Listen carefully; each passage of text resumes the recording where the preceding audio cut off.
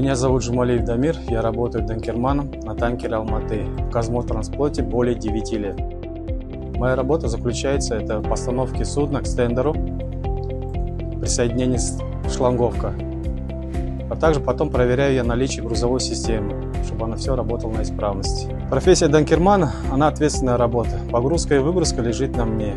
Перед началом работы я проверяю грузовую систему. После того, как я проверю грузовую систему, я докладываюсь на мостик. И после этого мы начинаем погрузку. В приоритете всегда безопасное мореплавание, потому что мы перевозим очень опасный груз, это сырую нефть.